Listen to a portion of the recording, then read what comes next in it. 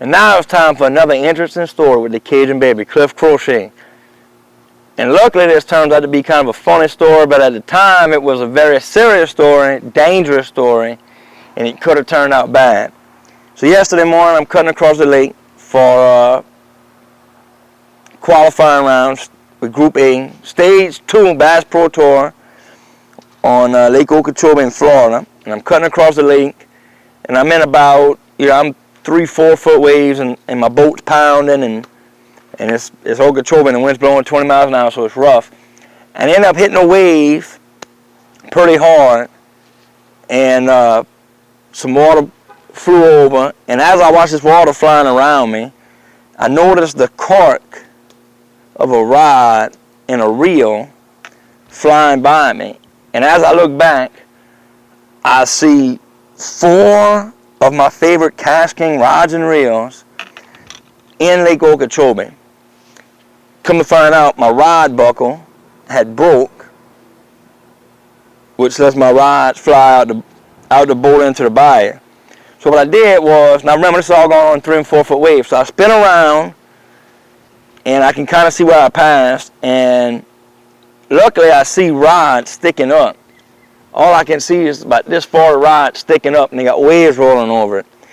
So I spin my boat back around, and I see these rods, and they're all kind of in line, and I come up behind them, and I grab the first one real easy, and so I throw it in the boat. I keep going, and I grab another one, which is tangled into the third one, so I grab it, put it in the boat. Now I got 3, and the whole time my boat is smashing in the waves. I got water splashing over the front. I got water building up in my boat now. Bilge pump's running, and I'm about to make a decision not to worry about the last rod and reel, but I spin around, take another look, and I see it.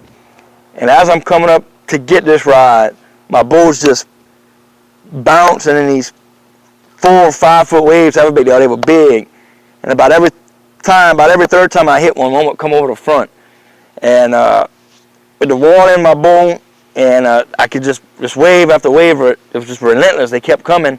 I decided not to worry about my 4th rod and reel, and because the rod and reel wasn't worth it. I think I was about to get in something dangerous and get in a bind real bad. So at that point, I just trimmed the motor down, put the hammer down, got my boat up on a step, and I had so much water in my boat I couldn't get up. So I just kept the hammer down, kept the boat up, and finally I got enough water on my boat. I was able to lay it over and get going again. But yeah, that was it's funny now.